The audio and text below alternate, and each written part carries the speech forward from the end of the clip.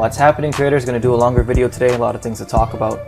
Remember last month I did this consistency triangle where I talked about developing your trading around you as a person first, right? Identify your strengths, your weaknesses, qualities that will work for you, work against you, and then picking the patterns, the trade management style, and the risk or money management style that best suits you, right? That's more aligned to you as a person, because it's much easier to change your trading than it is to change you as a person. And maybe you can just meet in the middle somewhere, right? Work on things that you're not good at and bring that closer to your trading, vice versa, whatever. I did another video after that to take a closer look at the strategies and patterns, right? So today let's talk about trade management. This is a very important topic, trade management. I got a lot of questions about that yesterday, about the 2R all or nothing approach. I also got some comments about, I finished my day after 26 cents. Well, that's fine because I was risking 12 cents, right? And I took enough shares in that if I were to be wrong on the 12 cents, I would lose 1% of my account. So when I was right on 26 cents, I made 2% of my account. Pennies per share is meaningless if you don't know share size, right? It's meaningless if you don't know share size and you don't know what the stop was, you don't know what the risk in percentage terms was. So let's not go down that road. Anyways, trade management. So I saw on the forums yesterday and also in some comments that people also took the same AMD trade as me, right? Remember that AMD trade was really strong, pulled back on the 1 minute chart, hit the VWAP on some sort of hammer type candle, bottom wick, and then shot up, right? People took the same trade as me, but they got different timing and they lost money. Some people got in on the way down, they got spooked out and stopped out here. One guy actually got the same entry as me, he didn't partial, and he ended up making much less. I'm not sure if he lost, but he didn't partial out. And he asked me, how did you know to get out? Well, I didn't know to get out. After my 2R. And I'm going to discuss this later on in the video here, is that I had a level on the chart at, I forget what it was, 29.65. That's probably the upper bound for today. That's the next area of resistance. So as long as I can get out my 2R before that, I'm cool. And we'll see that in a trade here in a second. But he didn't see that. He didn't look at the daily chart, and he ended up getting out on the way down and made much less money, right? So that just comes back to a few things, guys. Managing the trade, knowing when to get in and out. Also, the way the candle was born, right? We saw it like this on the chart. Some people got in on the way down and got out at the very bottom. So I got in on the way up, and I ended up catching the wave, right? So again, live price action. Nothing can replace live price action. Dead charts are good for learning, but live price action is good for gaining experience. So let's dive into trade management today. It's going to be a longer topic. I actually had this idea with some of the other team members here about doing workshops for these expanded topics, because there's only so much we can do in the back and forth of YouTube in this realm, this platform, right? If we were to do workshops in the chat room, maybe midday when things die down, and just we can keep the chat room open, we can go to a different place, maybe discuss things like how to set up those hotkeys I was talking about yesterday, right? The hotkey to take the right size, or maybe the hotkey to do range orders, or just any other hotkeys you want to talk about. Maybe we'll do a workshop on trade management. And discuss that as a group, right? Round table style. Or maybe we can do a workshop on the trading plan.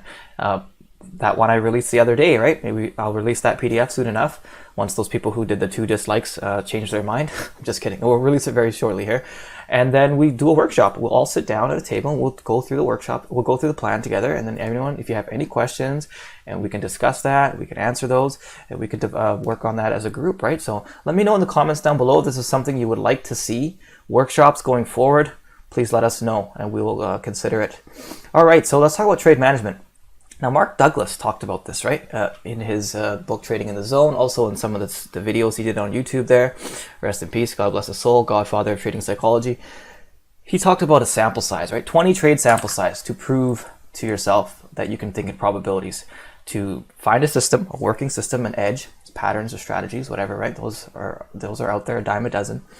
And to have full belief in that strategy by taking 20 trades the exact same way each and every time, right? Find your entry, find your stop, find your exit. Don't touch it, leave it alone, and see what happens over 20 trades. And if that's a good enough strategy, you'll find out this thing actually works. You only need to be right half the time and you'll be profitable. Some guy in the audience, he asked the question, says, well, what if it goes up and then it starts coming back to your break even? Shouldn't you just get out?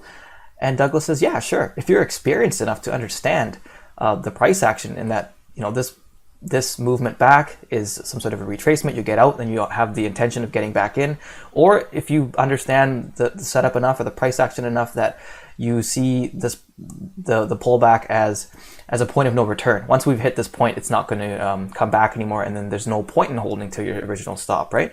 So Douglas said that. He says, but until you have that experience, just leave it alone, because you're going to end up going back and forth, muddling around, and probably just screwing yourself over, right? And I used to come from the school of get out at break-even, commissions are cheap. And that works for a lot of people. It works for people who trade faster on smaller time frames, people who have better reaction time. But for the average person who doesn't have the experience to know when the price is falling apart past the point of no return, what does that end up leading to? It ends up leading to going long, getting out, going long, getting out, going long, getting out. And next thing you know, you take a step back and you're like, oh, what am I doing? This is chop. These are the candlesticks. We're going nowhere. Going nowhere. I just keep getting out at break even for small losses, right? And what do you think Christmas trees come from? This plants the seeds for Christmas trees. This is how this stuff is born, guys. So if that doesn't suit your style, that's what I'm saying. Let it come to the original stop. We're going to see that in my trades today. Right, so I practice what I preach. I'm trying to practice what I preach. I'm getting better and better at it. This is something new to me since April, middle of April. And at first it sounded outlandish to me. This is crazy, right? Trying to hold to the original stop. So here's my entry. We start coming back. This is my stop, right? We start coming back. It's like, this is crazy. You got to be nuts to be hanging on here. It's already falling apart. It's already falling apart. And it's it takes a lot of courage, a lot of conviction to hold on. But sometimes these patterns, especially if your support's meaningful, right? It'll end up continuing. It will end up going, and the original stop was still valid, right? Especially if it's near a technical level like VWAP and stuff like that. So I've done it enough times to convince myself that if you hold to the original stop because your setup dictates that that is the place where you just need to give up on the trade, then in the long run, it's going to work out. We'll see that today. Okay, so I took 3 trades today. I took box at the open at 947 here, held that for a while, and then I took 2 trades on CVS. So that's my day, right? And we'll talk about the actual specifics of the trade. So box, what happened here? Box pushed up on strength, right? Pushed up, it pulled back and did an ABCD on the 2-minute chart. It was a gap down, right? So definitely not the most bullish stock in the world, but it showed strength at the open. And there was a daily level here where I thought that we would probably hit. So on the daily chart, there's this level here at around 1660-ish, 1660, and then on the bottom end was 1570. So I felt we were probably going to bounce in here once we showed that we had held above the VWAP. So I went long, right, on the new 2-minute high. Also was a new 5-minute high based on the body. And what did it do? It coiled. It coiled on me, right? Coiled, came back to my break even once, twice, and then I got out, right? I got out at finally 2-to-1 here. So let's actually take a look on the smaller time frame. How did the exit actually look? Well, it's actually showing the 2-minute chart. It's probably a better looking exit. Here, look at that wick. I got out. I came back to the screen. I was like, oh, good thing I held, right? Because my original stop was down here. And look how many times it tested the VWAP. What do you think it's doing here, guys? Pause to check the video out. And why do you think I've been talking about triangles? These are legit patterns. I started recognizing this after the fact, that ABCDs that I take can eventually become triangles. Higher, lows, same top. Then we break out. That's where this happened. And then anyone who's looking at this wick is going to be, oh, that's lucky. That's not going to happen all the time. True. It's not going to happen all the time. Right? But scroll forward. Was that the high of the day? No, it wasn't. It kept going. It kept going and actually did test the 1670 area, 1660-70 area. So if I didn't get out on this pop, I would have eventually got out here over the next hour, right? And this will work both ways. Sometimes you get wicked out on the bottom. Sometimes you get wicked out on your exit. I don't know where the high of the day is. Do you? Nobody does, right? This is why we manage risk, and this is why we believe in the probabilities. So that's a long rant there. But if I were to get out, let's say I got out, I break even down here. Would I get back in here? Maybe. Would I get back in here? Maybe. Right? It's just a lot of decisions I don't want to have to deal with. And the one reason I love the 2R all or nothing, right, is because there's no shoulda, woulda, coulda. There's no, wow, what if I had just done that? Let's rewind the time, regret and all this stuff. There's nothing. It either got stopped, I either got stopped out or either hit my target, right? 2 outcomes, one of 2 outcomes. I'm happy with either one, right? I don't care what happens on each individual trade. And you gotta have the conviction, guys. Getting in and out, that works for a lot of traders. I'm not ragging on that, right? But if you're finding it doesn't work for you, if you're finding that you're just finding yourself in chop or you're revenge trading, you're getting in and out for the wrong reasons, it leads to over trading, emotions, regret, sorrow, whatever you want to call it. take a look at different trade management styles, because that one obviously doesn't suit your personality. Okay, so that's what experience leads to, also, right? That's what experience leads to. So if we talk about the second trade here, CVS. So what happened on CVS? I saw that it was wedging. Nice wedge, right? And this stock is nicey garbage. I know this stock is nicey garbage. It can randomly dump 20-30 cents on you and pump 20-30 cents. But I don't know, maybe I shouldn't have traded. Anyways, it was a wedge. I took it here, didn't break up. My stop was down here below the VWAP. What happened to me? I got wicked out on the bottom end. This is the exact opposite of what happened to me on AMD yesterday, right? I got wicked out on the bottom end. Someone dumped just instantaneously and then scooped it back up. And, you know, that's the way these things go. So that was the opposite of of this, right? That was 1R. Whoop-de-doo. I got it happened to me 1R. Here I got my 2R. So still green on the day here, right?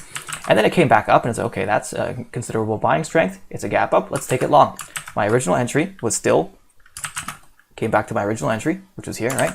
And I went long again, this time putting my stop below the VWAP, considering that I believe that it was going to break up at some point, right? Break up at some point. But it ended up just being chop. It ended up being chop, garbage, trash. Did I get out at break even? No. Did I hold for as long as I could? Yes. And then I took a look at the chart, because the price action is always evolving. So what was the chart telling me after a certain amount of time? It was telling me that we were now forming an ascending triangle, right? An ascending triangle, higher lows. And if we can break out of here, then we're probably going to test 56 whole number was what I was guessing at, because we had broken up above this pivot here on the daily chart, right? And the next area of meaningful resistance was up here. So if we can get to 56, I'm cool with that, right? Again, I don't know where high of the day is going to be, but my 2R target is happening before the next resistance. That's how I take these things. And basically, the wedge fell apart. It fell apart when we approached the lunch hour. I think everyone just kind of got tired of it going nowhere. At one point, I was up plus 1R, but did I take profit? No, I didn't. And once the support line here fell apart, I bailed. And everyone else did, right? It bailed and lost the VWAP.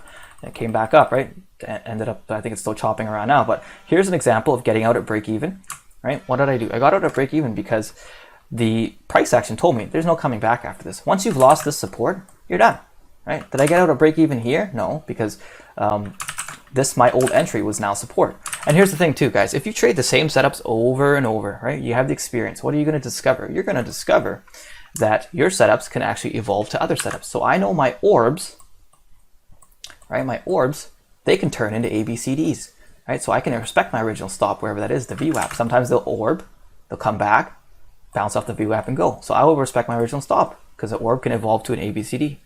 An ABCD, what can that evolve to? Well, we've seen it right here twice. An ABCD can evolve, or a wedge can evolve into a trending triangle type of maneuver, right? Higher highs, higher lows. And as long as the original supports are being respected, then in my style, I'll hang on for that. Reversals can evolve into booty reversals, right? Booty reversal breakouts. So your original entry, which was here, well, sometimes it'll come back, and the original entry will now become the new support. As other traders who missed the boat will pile in and say, it's second chance, let's go take this thing for a run. That's how boots are created, guys. Booty shapes. You want to see a beautiful booty shape? Not to go off topic here. Facebook yesterday. Wow. Really wish I'd taken this. Was watching the charts with someone else here. Was that? This was yesterday, sorry. Right here. Boot shape. Whoop, whoop, whoop, whoop. Look at that. Right? Boot shape. Anyways, so how do I understand these things? How do I know my setups can evolve? Well, that's just because I've been taking the same setups over and over and over, right? I've specialized. I've carved a niche, right? I'm just becoming a master at these three things. And that's what we do as humans, guys. The majority of us, we are better to just focus our attention on certain things. And, you know, sometimes you get lucky. Was boxed a little bit of luck? Sure it was. But sometimes you get unlucky. And it works both ways. So anyone out there thinking that, you know, this is just gambling or whatever, you don't know, you're just flipping a coin. Well, aren't we just doing that in day trading altogether? We're trying to time entries and opportunities that have a higher chance of working out than they don't, right? 50-50, 70-25, that's called risk taking, right? All the key here is to manage your risk with stop loss and position size. Okay, so that's basically it. CVS, the first dump was nasty. No hard feelings. Those things happen, and sometimes you know, things are out of your control. One last note here. So what you see here, what you see me doing here, right? Me getting out at break even on CVS. Sorry, I'm losing my train of thought. But I've got notes on the side here because there's so much to talk about. But anyway, so you see me on CVS getting out at break even, right? And that's against my 2R all or nothing, but I kind of give a rationale for that because the probability has gone to 0. There's no point in hanging on. But if you think about it like this, okay, what I do, I get out once the setup has fallen apart to a certain point. Andrew does the same thing too, right? Andrew gets out. What is he looking for in his setup? He's looking for a pop, right? He's looking for a momentum pop. When that doesn't happen in the next few minutes, what does he do? He gets out at break even because what was he looking for? The thing he was anticipating did not occur. The probability of it of going against him is now higher, so he gets out at break even. I do the same thing. Am I not doing the same thing? I'm just applying it on a higher time frame. So the mentality is the same, the idea is the same. It's just applied differently, guys.